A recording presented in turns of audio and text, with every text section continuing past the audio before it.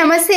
ఈ టిప్స్తో పనులన్నీ కూడా ఫటాఫట్ ఈజీగా చేసుకోగలుగుతారు. మొదటి యూస్ఫుల్ టిప్, డ్రెస్ కానీ శారీస్ కానీ ఏవైనా సరేనండి, ఇలా చినిగినప్పుడు మనము ఇలా నిడిల్ని తీసుకొని వీడియోలో చూపించిన మాదిరిగా పైన కొద్దిగా క్లాత్ని తీసుకొని స్టిచ్చింగ్ వేసుకోవాలి. ఇలా 2 సైడ్స్ కూడా మనము ఇదే మాదిరిగా ఎక్కడి వరకు అయితే చినిగి ఉందో అక్కడి వరకు కూడా ఇలా స్టిచ్చింగ్ వేసుకుంటూ వెళ్ళాలి. పూర్తిగా అయిపోయిన తర్వాత ఇలా దారాన్ని గట్టిగా లాగేసేయండి. అప్పుడు స్టిచ్చింగ్ అనేది అస్సలకే ఏర్పడదు.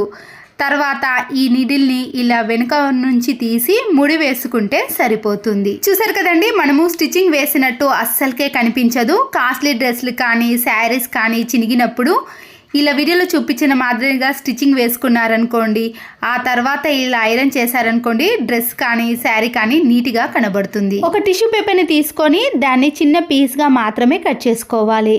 ఇప్పుడు దీంట్లో కొన్ని రైస్ని వేసి ఇలా పొట్లం కట్టిన మాదిరిగా కట్టేసి అది ఊడిపోకుండా ఉండటానికి రబ్బర్ బ్యాండ్కు బదులుగా దారాన్ని వేసేయండి. ఇలా దారాన్ని చుట్టిన దాన్ని మనము సాల్ట్లో కానీ కాఫీ పొడిలో కానీ షుగర్లో కానీ ఏవైతే మెత్తగా కానీ గడ్డలుగా అవుతున్నాయో వాటిలో వేసామనుకోండి, అవి పొడి పొడిగా ఉంటాయి. చిన్న ప్లాస్టిక్ బాక్స్ని తీసుకొని దాంట్లో కొద్దిగా డెటాల్ని వేసుకోవాలి. వీటిలోనే మనము వైట్ వెనిగర్ని యాడ్ చేసుకోండి. దీంట్లో కొన్ని వాటర్ని మిక్స్ చేసుకున్నాక ఏదైనా పొడి క్లాత్ ఉంటుంది కదా, దాన్ని తీసుకొని ఈ వాటర్లో పూర్తిగా తడిపేసి మన ఇంట్లో ఉండే బూజు కర్ర కానీ లేదా వైపర్ స్టిక్ కానీ దేనికైనా వేసేసి అది కింద పడిపోకుండా ఉండటానికి బట్టల క్లిప్పులను కానీ లేదా మామూలుగా స్టిచ్చింగ్ కానీ వేసుకోవచ్చు. ఈ స్టిక్తో మనము బూజును ఎలా క్లీన్ చేసుకుంటామో అలా క్లీన్ చేసుకున్నాం అనుకోండి, ఎక్కువ రోజులు బూజు పట్టకుండా ఉంటుంది. అంతేకాకుండా బల్లులు తిరుగుతున్నప్పుడు కూడా ఈ స్మెల్తో మనం క్లీన్ చేసామనుకోండి, బల్లులు అనేవి ఈ స్మెల్కి అస్సలకే రావు. దోశ పెనం పైన దోశలు అనేవి సరిగా రానప్పుడు ఇలా స్టవ్ ఆన్ చేసేసి లో ఫ్లేమ్లో పెట్టి పెనం పైన కొద్దిగా సాల్ట్ను వేయండి. ఈ సాల్ట్ వేడెక్కేదాకా పెనం పైన అలాగే ఉంచేసి టిష్యూ పేపర్తో కానీ ఏదైనా క్లాత్తో కొద్దిగా ఈ పెనాన్ని ఇలా రఫ్ చేయాలి. ఇలా రుద్దేసిన తర్వాత ఈ సాల్ట్ వేడెక్కిన తర్వాత ఈ సాల్ట్ను కూడా తీసేసి మరొకసారి టిష్యూ పేపర్తో ఈ పెనాన్ని పూర్తిగా క్లీన్ చేసుకోవాలి. హై ఫ్లేమ్లో పెట్టి దోశ పెనం అనేది బాగా వేడెక్కాలి. ఆ తర్వాత మనము ఆనియన్తో రుద్దాల్సిన పని కూడా ఉండదండి. డైరెక్ట్గా స్పూన్తో దోశ పిండిని వేసేసి దోశలు వేసుకున్నాం అనుకోండి, పెనానికి అస్సలకే అతుక్కోకుండా వస్తాయి. ఇక్కడ చూడండి, దోశ అనేది పెనం నుంచి సపరేట్ అయిపోయింది. ఆనియన్తో రుద్దకపోయినా ఆయిల్ వేయకపోయినా కూడా దోశ పెనానికి దోశలు అనేవి అతుక్కోకుండా వస్తాయి. ఇంట్లో ఉండే బెల్టులను అలాగే పెట్టేసామనుకోండి, స్పేస్ అనేది ఎక్కువగా తీసుకుంటుంది. వీడియోలో చూపించిన మాదిరిగా బెల్టులను ఇలా రౌండ్గా ఎంత చిన్నగా కావాలంటే అంత చిన్న సైజులో మనము మడత పెట్టేసుకొని సెల్ఫ్లో కానీ కబోర్డ్లో కానీ మేకు కానీ తగిలించుకున్నాం అనుకోండి, చాలా నీట్గా ఉంటుంది. బోర్లో వాటర్ అయిపోతున్నప్పుడు, వాష్రూమ్లో ట్యాప్స్ అనేవి సరిగా రానప్పుడు ఎక్కడైతే ప్రెషర్ ఎక్కువగా వస్తుందో బకెట్లో మనము వాటర్ తీసుకుంటాం. అయితే ఇక్కడ సింక్లో కానీ వాష్ బేసిన్లో బకెట్ అనేది పట్టనప్పుడు ఇలాంటి కార్డ్బోర్డ్ రోల్ అనేది రౌండ్గా ఉంటుంది కదండి, దాన్నైనా కానీ ఇలాంటి స్పాంజ్ రోల్ని తీసుకొని మనము ట్యాప్కి పెట్టేసామనుకోండి, బకెట్తో మోయాల్సిన అవసరం లేకుండా ట్యాప్ నుంచి వచ్చే వాటర్ అనేవి ఇలా డైరెక్ట్గా బకెట్లోనే పడతాయి. ఫంక్షన్స్కి కానీ పండగలకి కానీ ఇంట్లో ఎప్పుడైనా ఇలాంటి స్టోన్స్ బ్యాంగిల్స్ కానీ కాస్ట్లీ బ్యాంగిల్స్లు వేసుకున్నప్పుడు మనము గిన్నెలు క్లీన్ చేయటం కానీ బట్టలు వాష్ చేయాల్సిన పని వచ్చినప్పుడు బ్యాంగిల్స్ యొక్క స్టోన్స్ అనేవి రాలిపోవటం కానీ షైనింగ్ తగ్గటం లాంటివి జరుగుతూ ఉంటాయి. ఇంట్లో ఏదైనా పని చేయాలన్నప్పుడు బ్యాంగిల్స్ని తీయకుండానే మన పనిని ఈజీగా చేసుకోవచ్చు. వేస్ట్గా ఉన్న సాక్స్ని తీసుకొని కింది భాగాన్ని మాత్రమే కట్ చేసుకోవాలి.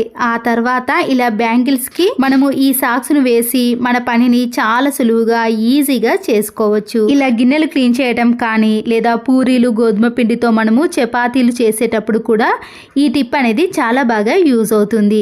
అంతేకాదండి, మనము రాత్రిపూట ఇదే బ్యాంగిల్స్తో పండుకోవాల్సి వచ్చినప్పుడు ఒక్కొక్కసారి శారీస్కి కూడా ఈ బ్యాంగిల్స్ తగిలి దార పొగులు లేస్తూ ఉంటాయి. అలాంటి వాటికి కూడా ఈ టిప్ అనేది యూజ్ అవుతుంది.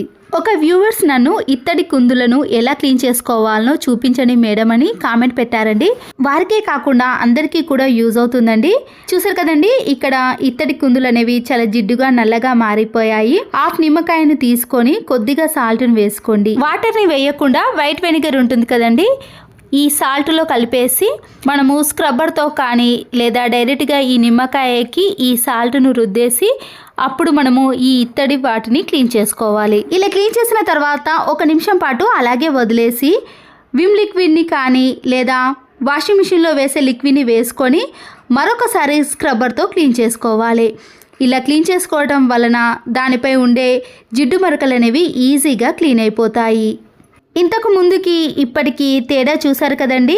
ఎంత జిడ్డు పట్టిన కుందులైనా సరేనండి, దానిపై ఉండే జిడ్డు అనేది త్వరగా పోవాలంటే ఇలా క్లీన్ చేసుకోవాలి. ఈ లోపటి భాగాన స్క్రబ్బర్తో క్లీన్ చేసుకోలేం కాబట్టి బ్రష్తో కానీ ఇలా నైఫ్తో కానీ క్లీన్ చేసుకున్నామనుకోండి, ఈ నల్లటి జిడ్డు కూడా త్వరగా పోతుంది. మరొక యూస్ఫుల్ టిప్, పేస్ట్ని తీసిన తర్వాత మనము ఈ బాక్స్ను పడేసాం కదండి, వేస్ట్గా పడేయకుండా ఇలా పైన ఉన్న వాటిని పూర్తిగా కట్ చేసుకోవాలి.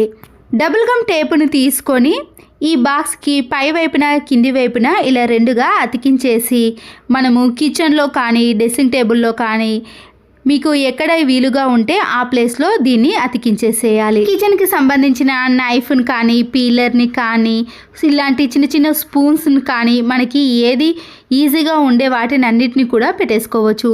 ఈ కోల్గేట్ పేస్ట్ డబ్బా ఏర్పడకుండా ఉండటానికి పైన ఏదైనా కవర్ని కూడా వేసుకోవచ్చు. ఇంట్లో ఒక క్యాండిల్ని తీసుకొని ఇలా వెలిగించుకున్నాక దీనిపైన గుడ్డును కొద్దిసేపు మాత్రమే వేడి చేయండి. ఇలా నల్లగా మారిన తర్వాత ఆ గుడ్డును తీసేసి ఇలా నల్లగా మారిన ప్లేస్లో కొద్దిగా కోల్గేట్ పేస్ట్ని అప్లై చేయండి.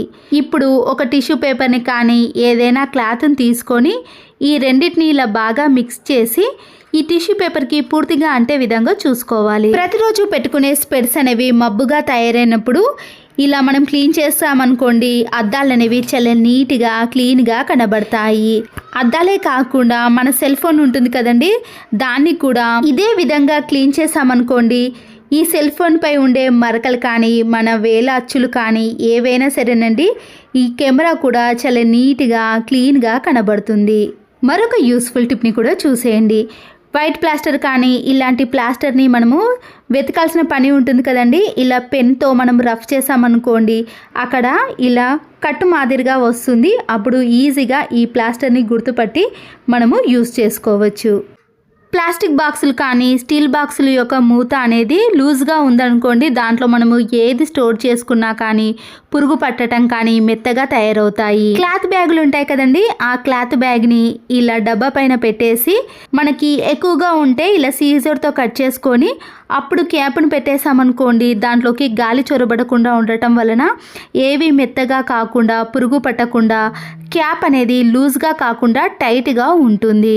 ఇలా మూత లూజ్గా ఉందని వేస్ట్గా పారేయకుండా ఇలా కూడా మనము యూస్ చేసుకోవచ్చు. కిచెన్లో కూరగాయలను ఏవైనా కట్ చేసినప్పుడు వేస్టేజ్ అంతా కూడా ఇలా పక్కనే ఉంటుందండి, మళ్ళీ దాన్ని క్లీన్ చేయాల్సిన పని కూడా ఏర్పడుతుంది కదా. ఇలా ఏవి కట్ చేసినా కానీ మన ఇంట్లో వేస్ట్గా ఉండే క్యాప్తో జాయింట్ ఉండే ఇలాంటి ప్లాస్టిక్ బాక్సులు ఉంటాయి కదండి, కూరగాయలు తీసుకున్నప్పుడు కానీ ఫ్రూట్స్ తీసుకున్నప్పుడు వస్తుంది, వాటిని మనము ఇలా టేబుల్ కింద కానీ కబోర్డ్స్ కింద పెట్టేసి ఆ వేస్టేజ్ అంతా కూడా దీంట్లోకి వేసేయచ్చు. అప్పుడు మళ్ళీ దీన్ని క్లీన్ చేయాల్సిన పని కూడా ఉండదు, మనకి కిచెన్లో పని అనేది చాలా త్వరగా అయిపోతుంది. ఈ టిప్స్ కానీ మీకు నచ్చినట్లయితే తప్పకుండా ఒక లైక్ చేసి మీ ఫ్రెండ్స్కి కానీ రిలేటివ్స్కి షేర్ చేయండి. మరో యూస్ఫుల్ వీడియోతో మళ్ళీ కలుద్దాం. Thanks for watching.